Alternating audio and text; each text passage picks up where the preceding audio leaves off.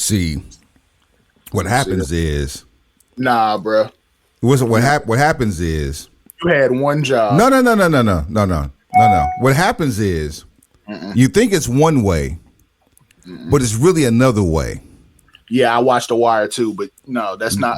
Yeah, no. It's time to play a game. Hey.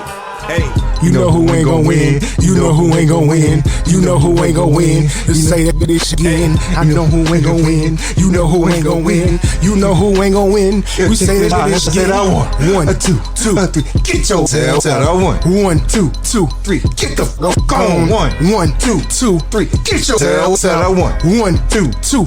Get the fuck on. Yeah. So this, we ain't playing around, dog. No, you know what it is. No, you know what it is. And I'm just 100% against what you just did. And just because you feel away, I'm going with this one too. Welcome to the Broken Pencil Booking Company Pro Wrestling Podcast, infused with hip hop.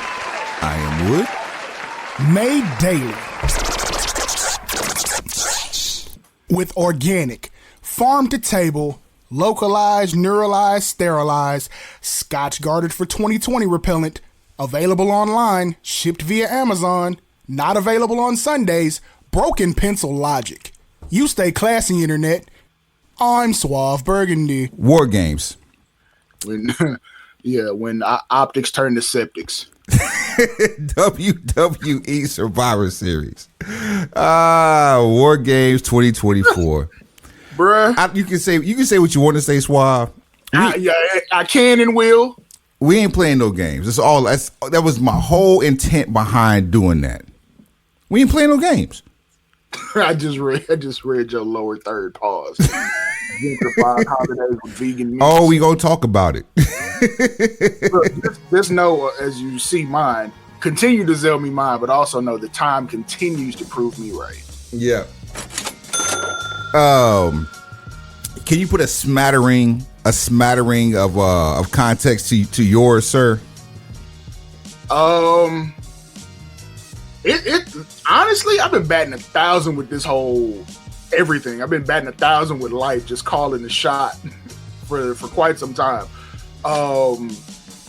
But time has continued to prove me right. We continue to gentrify the bloodline storyline. Absolutely. Yeah.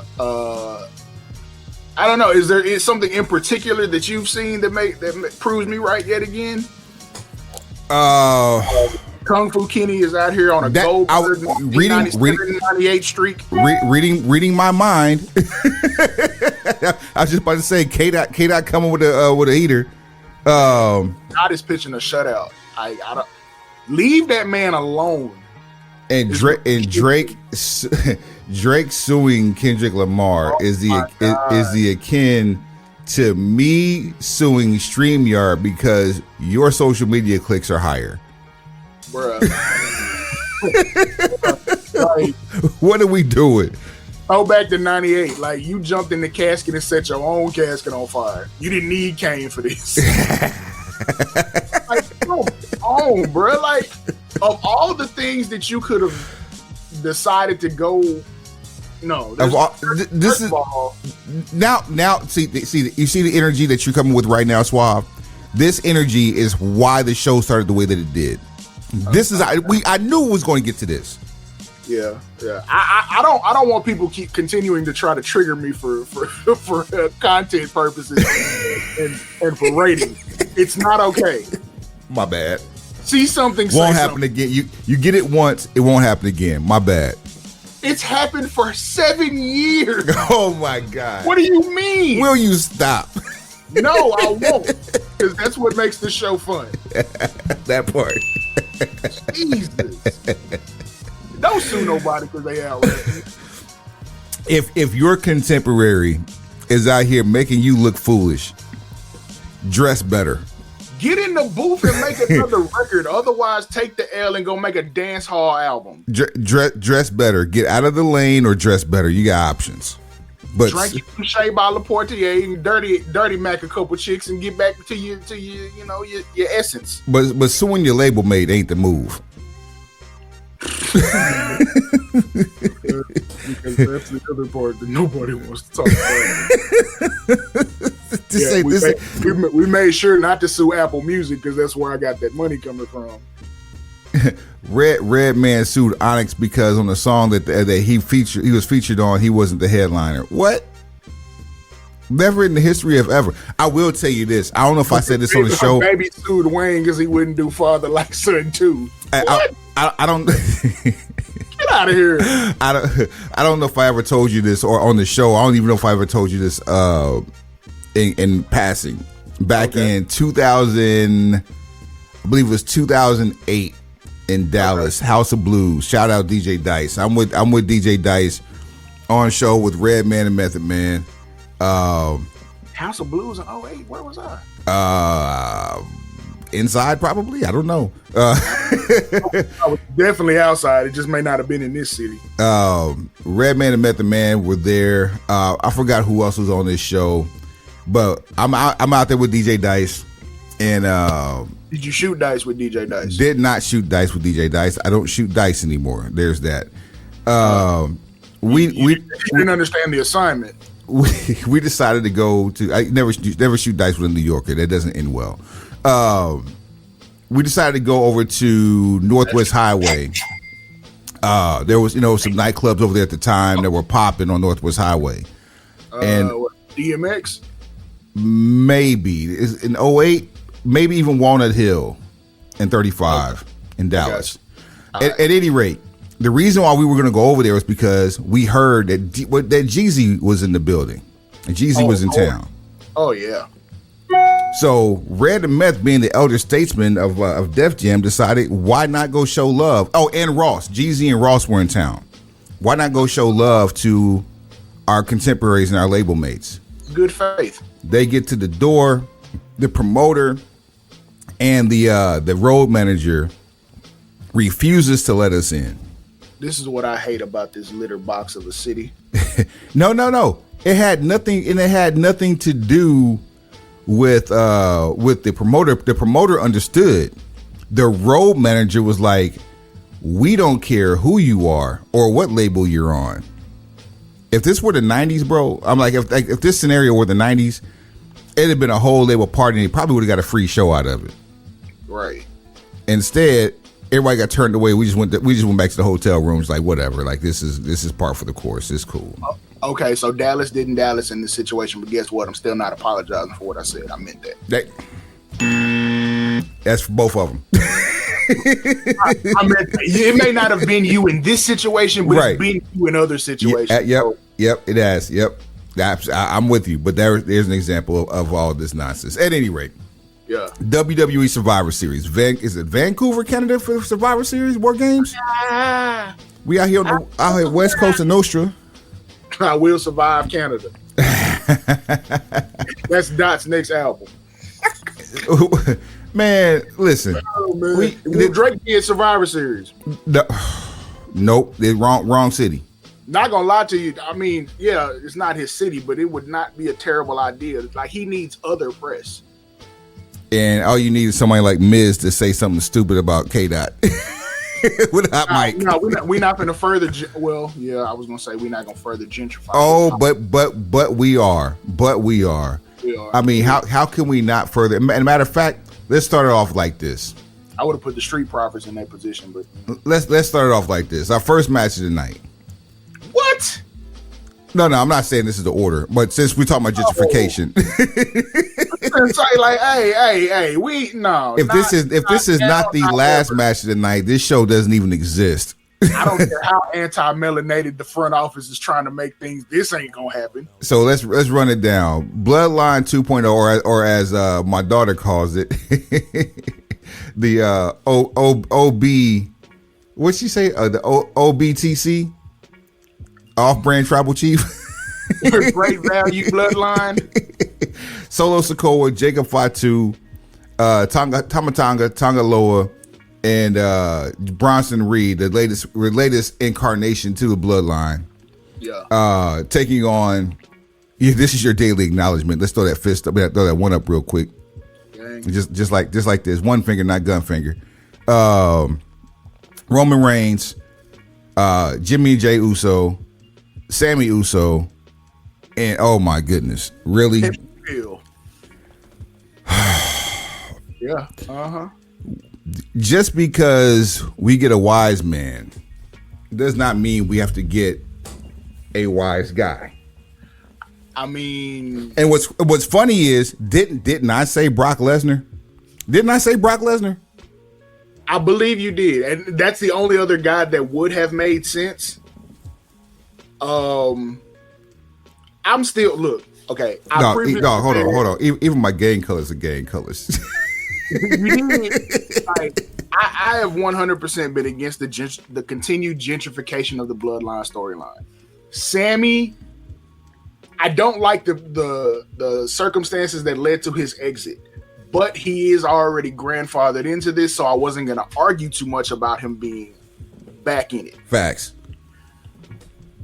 Storyline wise, Heyman putting CM Punk in this situation, it makes reasonable sense. I still don't want it. It's cool. It's gonna make for a cool plot point. It makes it harder to dissect the next set of events that's gonna get you to where you're ultimately trying to go. So for that reason, it's an off-speed pitch. It's gonna catch you off guard. You really do have to watch to see how this is going to play out, which I guess, well, not even I guess, that's always the objective. Doesn't mean it would have been my first choice. Doesn't mean that's what I would have done if the pen was in my hand, if the broken pencil was in my hand. But it's there are levels to Paul Heyman's comeback. I trust Paul Heyman with my entertainment. I'll say that. Yeah, Paul Heyman dressing like Solo in back in was it post WrestleMania?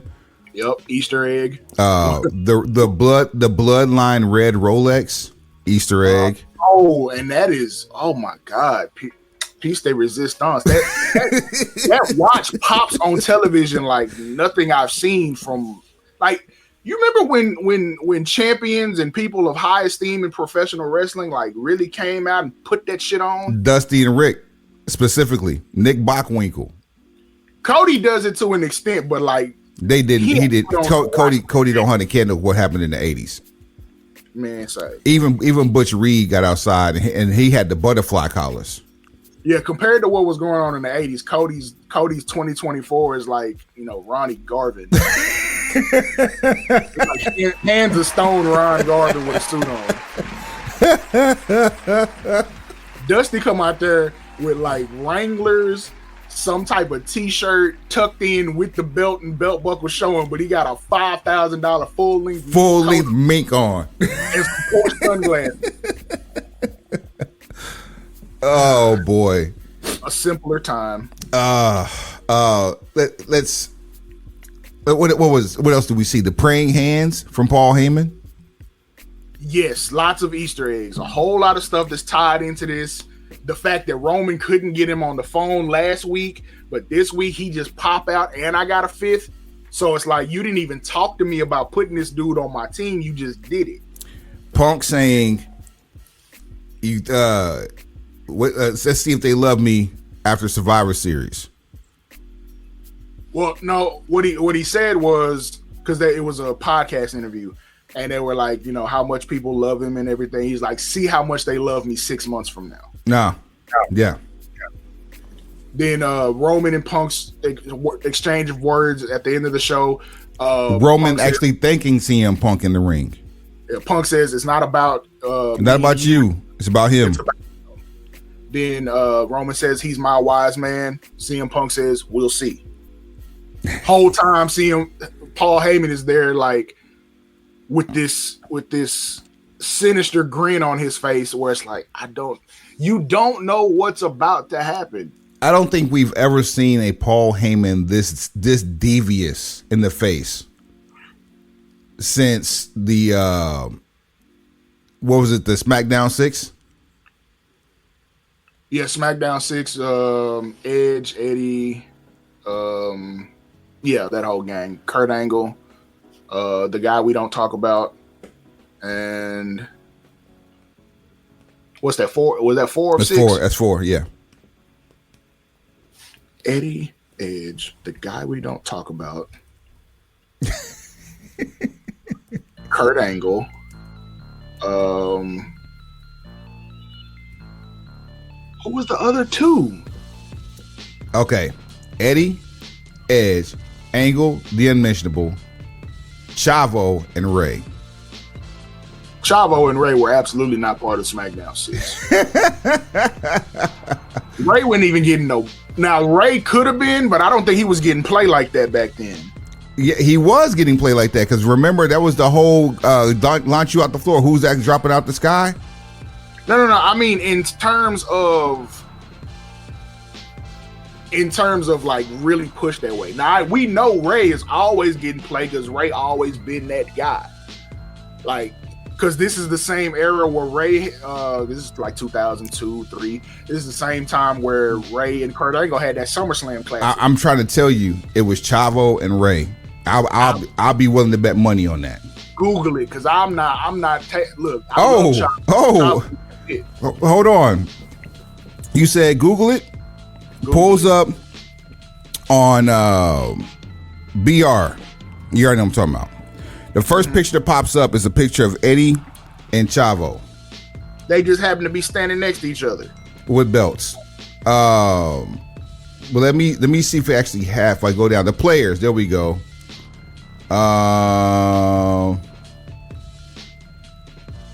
Give me where are the wrestlers? Oh, Eddie and Chavo were teaming all the time. So Los Guerreros. Okay, all right. I'll concede. Let's see here. We got them. We got all 6. I'll concede that. So was Eddie. So it was Chavo and Ray. I'll concede. Okay. All right. There it is. I scored one for the good guy finally. It ain't often when I get wins on the board, but it's a W. Yeah, to hell with Lesnar, Big Show. To hell with that's the problem. You had the deck was so stacked then. Like a regular episode of SmackDown and UPN could have been a pay-per-view on any given Friday or Thursday or Tuesday for that matter. Bing bong. Oh man. That's a nifty sound. Was that your phone or is that a trigger? That is a phone. And they're going off all over the place. All right, for the U.S. Championship, the Shinobi Samurai, Shinsuke Nakamura. What? Taking on your champion, LA Knight. Look at this face. Look at this picture. Like a Mortal Kombat character. Oh boy! If there was ever an expression that says "eating grin," this is it. And it's not even a grin. Like, what have we done to Shinsuke? More like eat and die. Like, what have we done? Like, what did Shinsuke do to deserve this? And then what have, air quotes, we done to Shinsuke as a result? Oh boy. You had a certified killer on your hands. Maybe the first foreign menace since maybe Yokozuna, who could have been dominant. Wait, hold on, we tripping. Let's go back real quick. We still having to talk about who ain't gonna win this match. The Bloodline versus Bloodline. Look, we all win when the Bloodline is involved. This is a fact, but I'm going to say that the OG Bloodline ain't gonna win.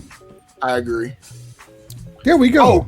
Oh, can we talk about this though? How Great Value Bloodline has like upped their cool factor in like the last 2 or 3 weeks to where it almost makes OG Bloodline seem not as cool as they once were. I'm gonna do you. I see you and I raise you. The one outlier in the Bloodline 2.0. Great Value Bloodline. Off-brand Tribal Chief. Timu. The OBTC.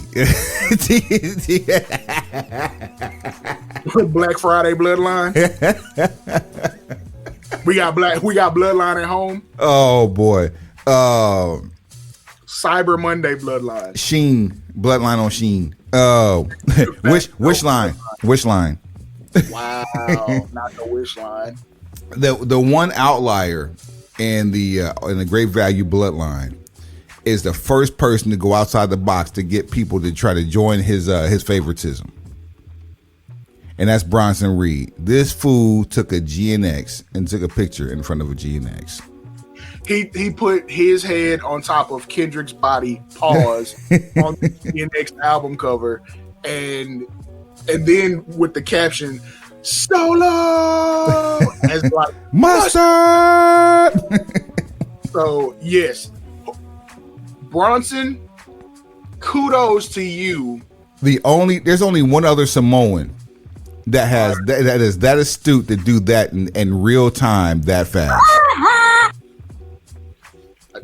Name that Samoan. Dwayne. Absolutely not. No, sir. Dwayne has a whole team, so yes, yeah, I know what I'm doing. Individual team aside, like who has the internal couth without the team backing him to do something like this? That's Samoan. Come on, man. Internal couth? Yes, there's only one answer. Nah, because when I think about Samoans, there's a couple of them who would do this. Name them. It's got to be on your list. It's got to be Suave. Otherwise, it's the last show we're ever doing. It's 3 J's: Jay, Jimmy, and Jacob. It's a 4th J, and he's not a Fatu. Journey? He's not a Fatu is what I said. I knew you were going to say Journey too. Just look, you might as well just give me who you Joe. Man, on. Joe would have done this. Going on. Joe would have done this, and not Joe would have quoted lyrics from the album. Joe don't do memes. That's the king of television, not the king of the internet. All right. I strike down what you've just proposed to me. Nay, I say. With great vengeance and furious anger. All right. So we got OG Bloodline losing. Shinsuke versus LA Knight. Who ain't gonna win?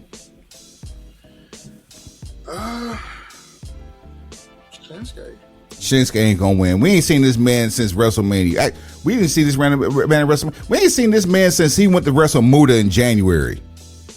Is there a way that this goes to where Shinsuke doesn't take a pinfall like he takes a DQ where you get like a 2 or 3 match series out of this? Because just bringing him back on TV with a new gimmick only for him to lose 3 weeks later makes absolutely no sense. It's like when Seth Rollins beat Bronson Reed. It made no sense. Did it come back and have Bronson go over? Did it make sense to bring AJ back to Nashville after being missing in action for no reason, only to be injured in a match in Nashville? It doesn't, but AJ's like 54 years old at this point too. So is Shinsuke. I dare to venture they're the same age. This is true. they're both like 52. And both in a perfect world, both of them would be world title contenders, and nobody would bat an eyelash at it because. All right, go ahead. Yeah, it's not my WWE. We got Bloodline at home. Oh boy, I was simple enough. Let's see where we go here. Let's not stack the deck. Let's go to the side bet.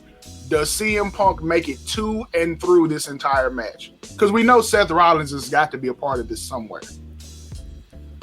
I only see CM Punk coming in 4th.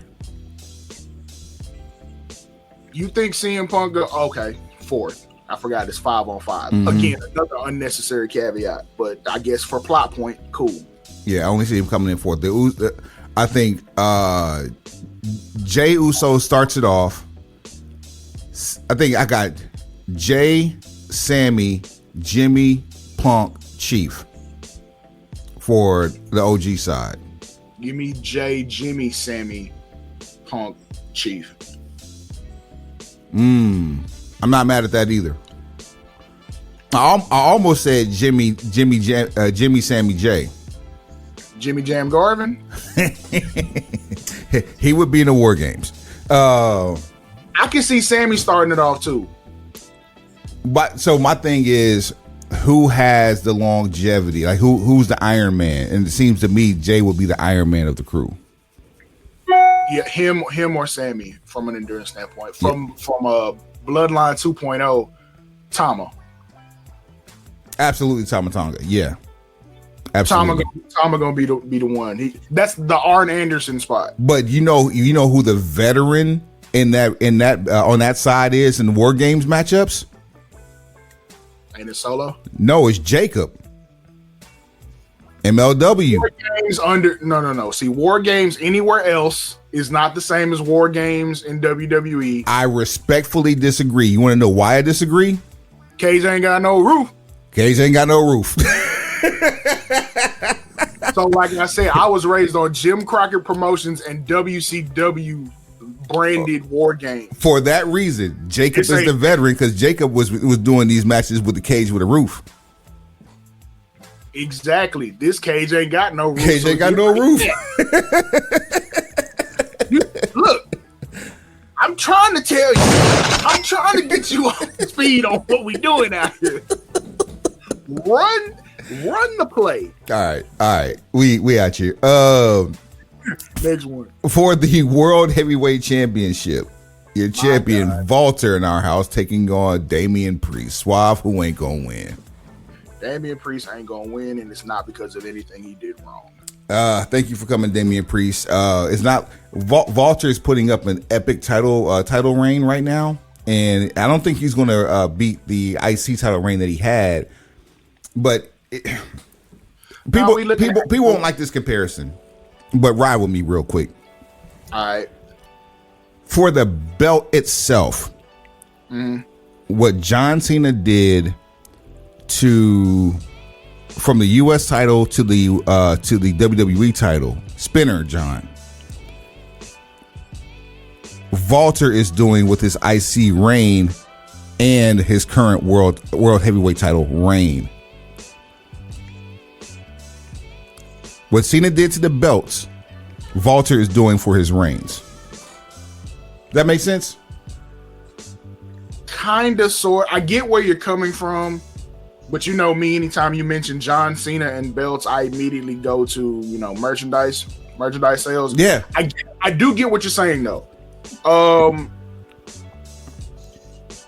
What I have a problem with, and it's not about anything you said, it's just something since you mentioned title reigns.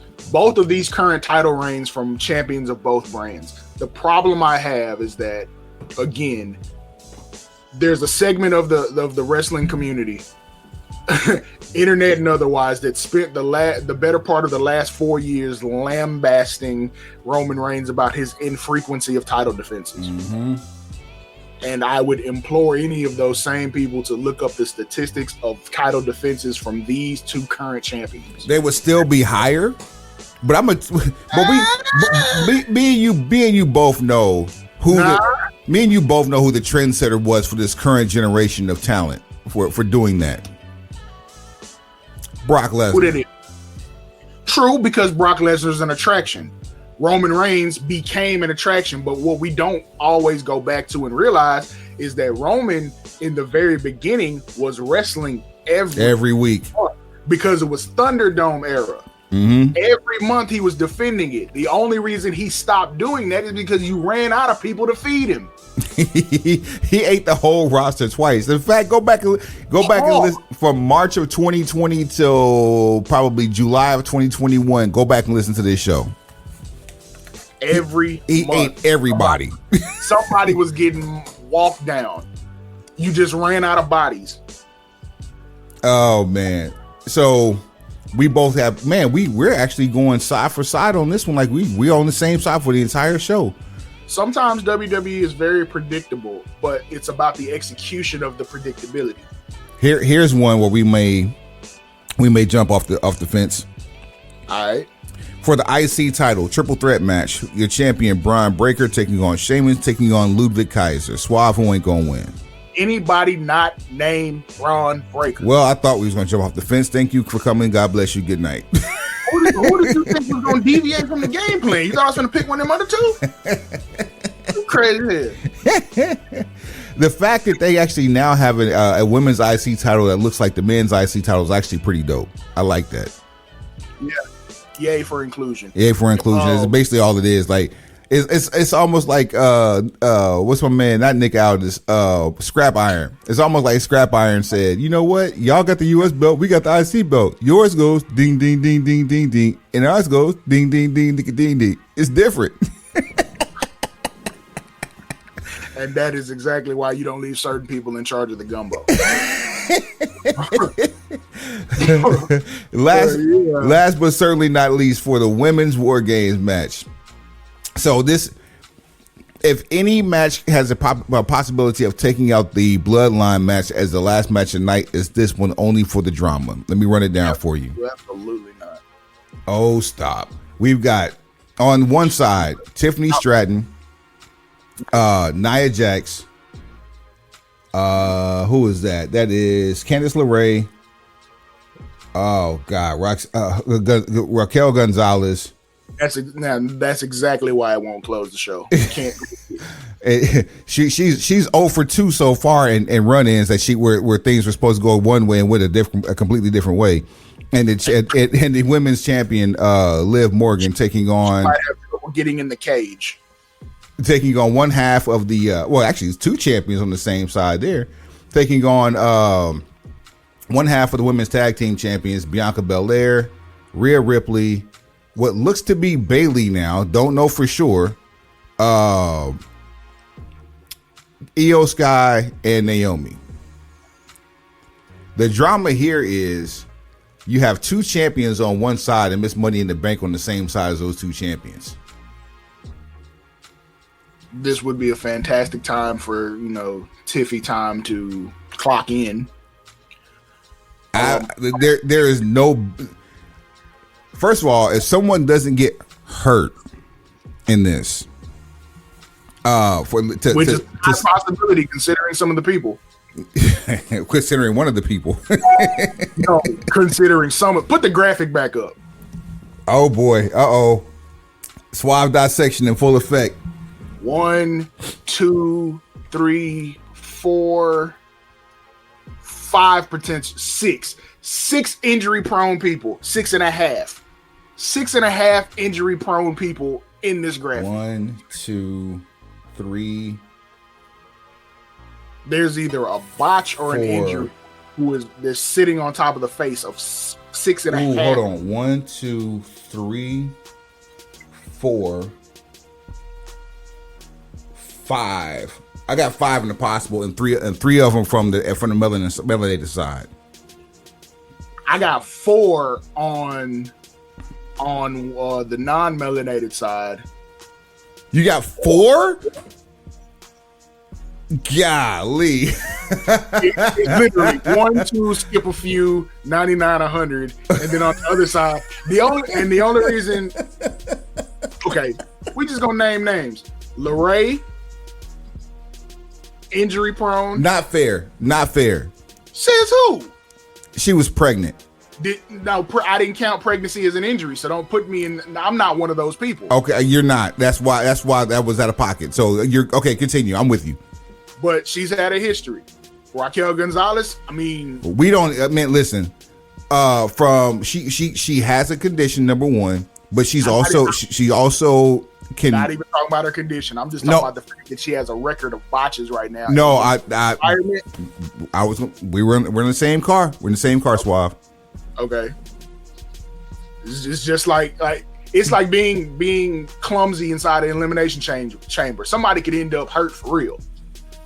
We don't have enough data on Tiffy. Nia Jax, while vastly improved, is always one move away from putting somebody on the shelf, and it might not even be her fault. Thank you, Suave. I'm so glad you said that last piece, because I'm gonna tell you, the worst in-ring friendship we have ever seen in terms of two competitors against one another has the best chemistry for a train wreck, and that's her and Charlotte Flair. And every time we see them in the match with each other, we usually see somebody getting duffed for real. Yeah, when Nia pieced her up in real life. But they keep going back and forth though. Then you got training staff Morgan here. I'm just it is what it is. She had two gruesome injuries, right? And one during a title reign. And then she's handed out a couple of them on her own. Like she's handed out a couple to Rhea. Bing bong, and that's the only reason I counted Rhea in that 6.5 that I got to, because it's a train wreck. We have too many opportunities for Rhea to get hurt by somebody who's reckless, and then you've got Bayley, who's had a history. So yeah, 1, 2, 3, 4, 5. 6. Never seen Io on the rack. Not to say that she hasn't been, but we've seen Naomi on the rack a couple of times too. She's been relatively healthy for considering how long she's been there. Who, Io or Naomi? Naomi. It's hard to believe Naomi's been there almost 15 years. You see what I'm saying? Now, the only thing that puts Io in a potential situation of danger, she's going to do the kamikaze spot. And I don't mean that by, it's not a play on nationality. She's going to get on top of the cage and do something ridiculous, like put a trash can over her and then jump. She might even hit that pretty ass moonsault. You know what I'm saying? There it is. She's going to do the moonsault with a trash can on. Who's the lady from AEW? We can drop that graphic though. We know Sheeta. We know who to watch. I would love to see either her and Sheeta on a tag team or her and Sheeta in a match against each other. Well, whenever Sheeta gets tired of doing what she's doing and ends up at NXT, you might get that before WrestleMania 45. Before we get to the who ain't gonna win that match, get well soon to Jade Cargill. Unless they both end up at Stardom.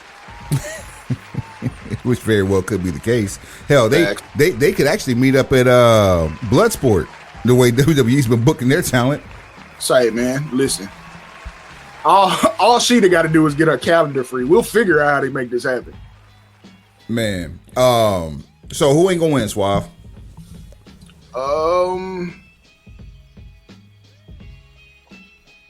Morgan's team ain't gonna win. All right.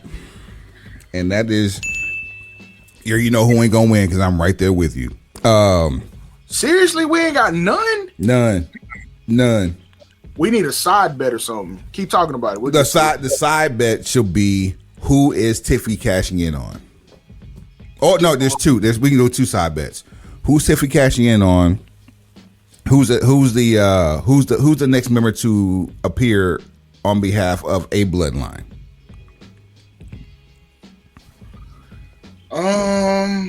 At this point, I'm not 100% certain you're gonna get a new Samoan, because Bronson Reed really does fit the bill, and I think he's gonna keep it to where Hikuleo, you don't have to rush him, because obviously you don't really know how he's gonna perform on the main roster. Bronson Reed is filling the role quite well, and honestly, I'm gonna say this: he should stay here after Survivor Series. He should be Bloodline 2.0 cemented after this. Don't take him out of here. Like this is his initiation to Gang right here. That's the Survivor Series match. He should get jumped on the set after this. This is Gang. He should be a part of this.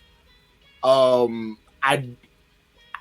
assuming you might get Zilla, but not here. Like once this whole thing goes to where whatever happens with CM Punk. Now, what I expect to happen is that CM Punk ends up taking the spot. Seth Rollins at some point during the match just can't take it. For some reason, he tries to fight Bronson Reed, but then also bumps into CM Punk. They start fighting. He takes CM Punk out. That's how they end up losing.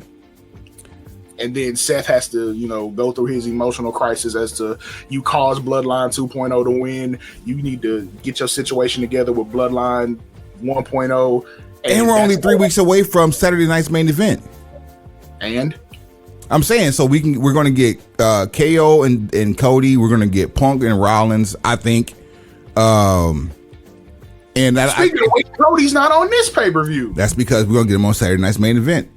Man, you can't work both. And possibly losing. What's wrong with your workers? You can't work both. You could have defended the title here and then done something else at Saturday night's main event. Talk to Unk. No, I don't want to. We tried that. Montez tried that. See where it got him? Yeah, well, there's that.